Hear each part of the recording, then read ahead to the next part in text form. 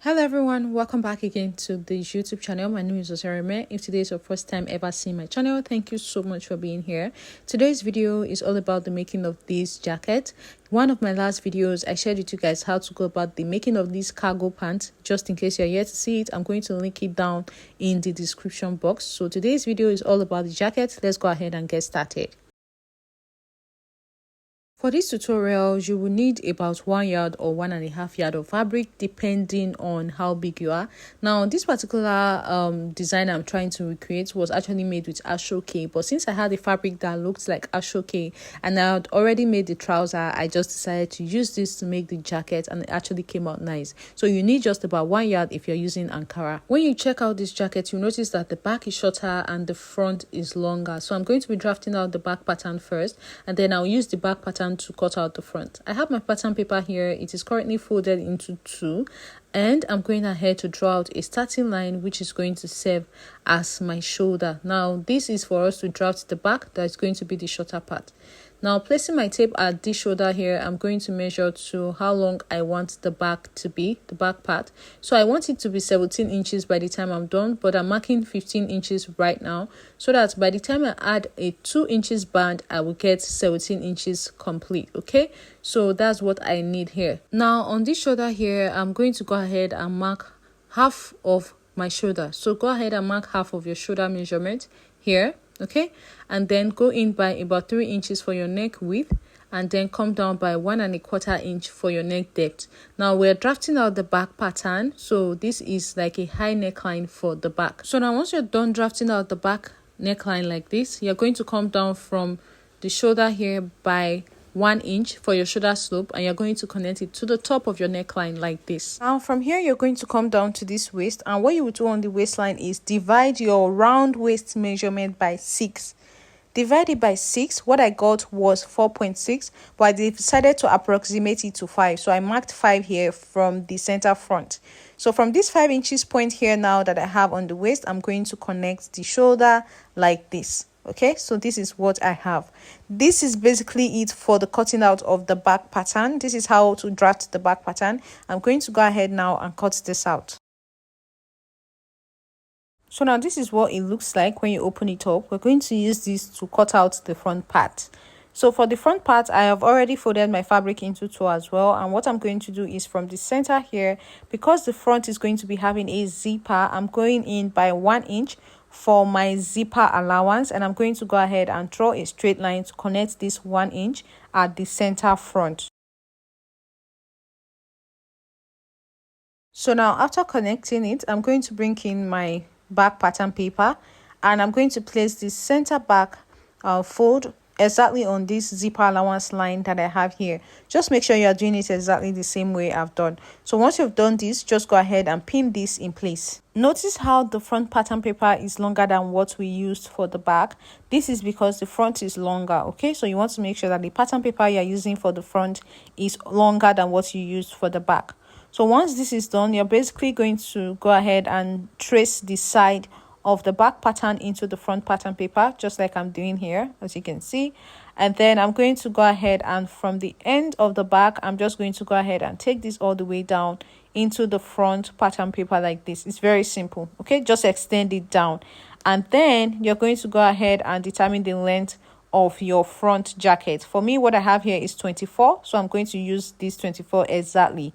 Now I'm also going to trace the shoulder area in, and I'll mark where the neck width started from. Now, because the front neckline is going to be a V neckline, I'm not going to be using this neckline here.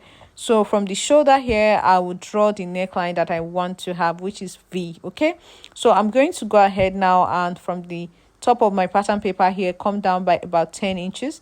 This is how deep I want the neckline for the back to be. So I'm going to go for the front, to be, and I'm going to go ahead and connect it now to the shoulder, and then connect it into the center front like this. Now this center front I connected it into is the zipper allowance, don't forget. Okay, and then I have my V neckline like this, and I'm just going to go ahead and cut the shoulder and the rest of the body. Please take note that we have a zipper in front. That is why I have that straight line going into the center front. By the time we remove the zipper, we're going to have a straight V neckline. Okay, So this is the pattern for the front. Okay, I'm just going to cut this place open. So when we join these two together and we have done the zipper allowance away, this is what it's going to look like in front, and this is the back. So let's transfer this on fabric. To transfer this on fabric is very simple. I have my fabric already lined with my stay. This is an interfacing to make it stronger so that it will be able to stand better, since this is not an ashoke fabric. Okay, so once this is done, I'm going to go ahead and just pin my pattern paper on the fabric as is in a fold, and then cut all the way around with 1/2 inch stitching allowance. I will do this for both the front and the back.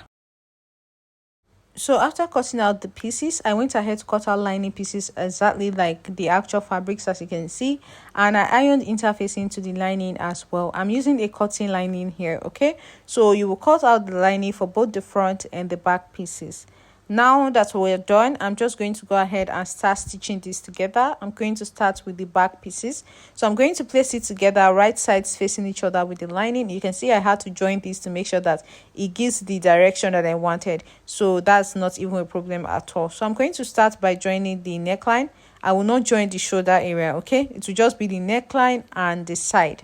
I will also not join the bottom part, neckline and sides, and that's it. So this is what I had after joining the neckline and the sides, as you can see.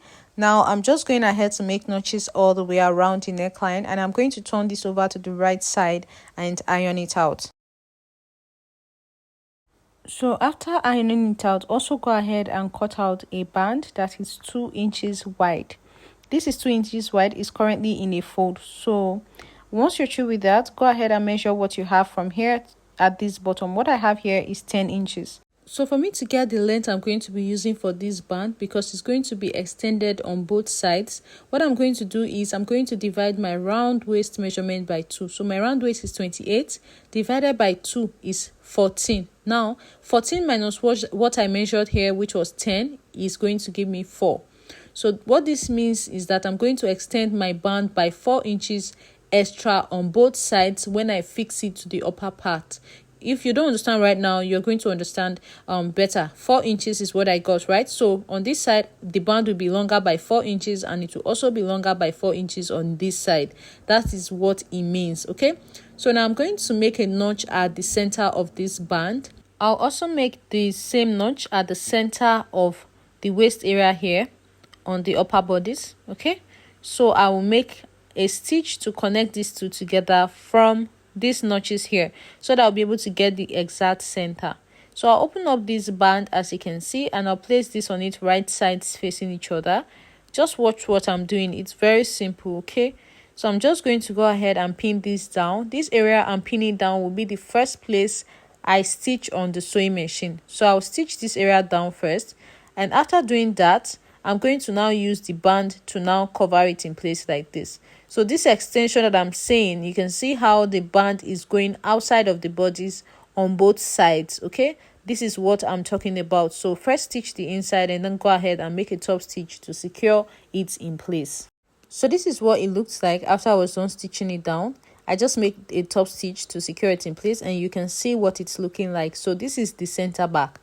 Now we are going to work on the front pieces. The front pieces, I have also gone ahead to cut out lining for them, just like I did on the upper part. And the lining was also interfaced with stay. Okay, so these are the two front pieces. This is what it's looking like right now. So what I'm going to go ahead and do is to open up the back piece like this, and I'm going to take one part of the front piece. So I place the front and the back right sides facing each other from the shoulder, and I'm going to cover this up with the matching lining. So like this on the shoulder. Just take note, you're doing this on the shoulder. So I'm going to align everything properly, and I'm just going to go ahead and pin it down on this shoulder area here. So I'll head over to the sewing machine to make a straight stitch on the areas I just pinned down, and you can see what it's currently looking like by the time I'm done stitching this down on the sewing machine. This is what it should look like. Okay, so I'm going to stitch this down first, and then we'll join the sides. Now for the side, remember we measured that it's going to be 4 inches from where the back ended here. So the extension is going to be 4 inches, but I'm cutting this at 4.5 inches. So I'll use the 1/2 inch to connect this part to the front. Please try as much as possible to understand this. So this is how I'll be joining it, but let me go ahead and join the shoulder first and then show you guys how to go about joining this side. This has been stitched down on the shoulder, as you can see, and this is what it is looking like. Now I want to stitch the side to it in a way that the side stitch is going to be from the inside. Okay, so I'm going to go ahead and turn everything like this. All right, and then I will place this band very close to the edge. Now it's going to stitch from here and from here.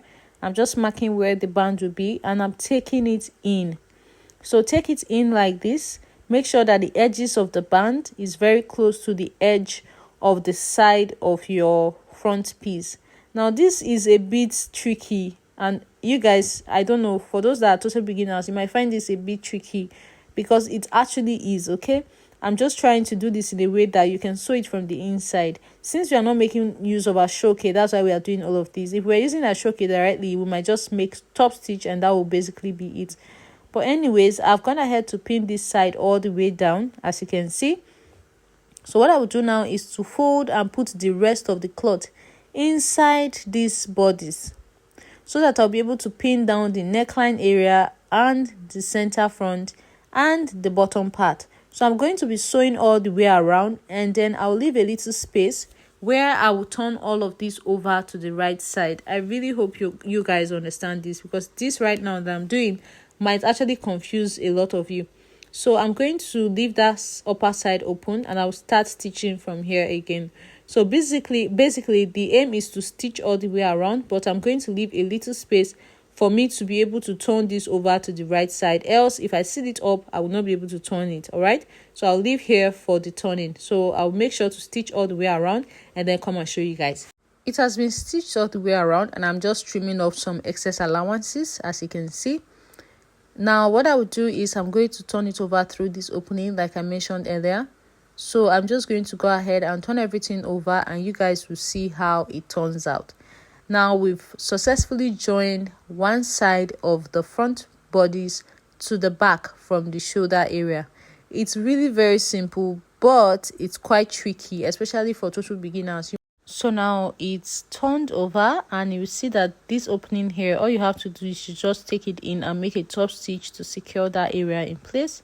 And now on this other side, I'm also going to go ahead and cut the 4 inches, but I usually cut 4.5 so that the half an inch will serve as stitching allowance, and this is also going to be stitched in like this.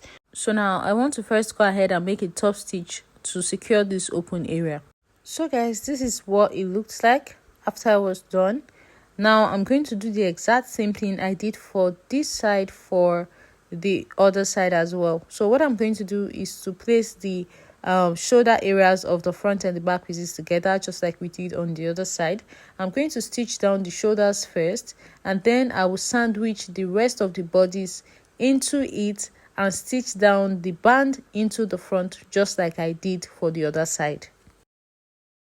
So I pinned down this shoulder area for this side, as you can see. So it's going to be the first thing I stitch, and after stitching it down, you can see it will look like this. So now I would now place this band into it like this from the inside and then turn everything over just like I did on the other side.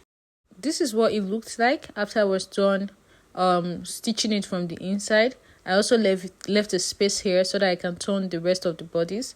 Now when you are doing this side, you have a lot more fabric to put inside because you've already stitched down the other side of the front. Okay, don't get confused. It's quite tricky, but it's actually very simple if you understand what you're doing. I don't think this is a totally beginners friendly tutorial because of the inner sewing that you will need to do. It's not for beginners. You might get really confused.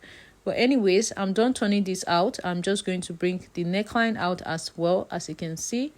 And now I'm going to make a top stitch to secure this opening where I turned everything out from. Okay, just like I did on the other side. So this is it. You can see this is basically almost done. All I have to do now is to fix a zipper on the center front and secure the opening that I have here. So now the front has been stitched down nicely, and I've gone ahead to iron it out. You can see how the band is extended on both sides and the back is shorter than the front. Now the last thing here is just for me to add a zipper, and this is the zipper I'm going to be working with. Make sure you're using a zipper that can open up thoroughly into two. This way you can easily open and put on your jacket. So I'm going to go ahead and fix the zipper on now, and then I will show you guys what it looks like fully. So guys, my zipper has been fixed, and this is what it looks like. It opens all the way down. It actually opens into two equally, so this way you can easily put on your jacket. Okay, so this is the type of zipper to use, and this is what it looks like at the back. You can see the back area is shorter. Now this is all for the making of this jacket. In one of my last tutorials, I shared with you guys how to go about the making of this pant. I shared a full tutorial on this. It's already up on the channel. If you've not seen it yet, you can go ahead and check my description box. I'm going to link him down for those of you who might be interested, so that you can go ahead and watch it as well if you would like to have these sets together. So this is what it looks like on me after I was done making everything. Let me know what you think about it in the comment section, and if you find the video helpful. I'll see you guys in my next one.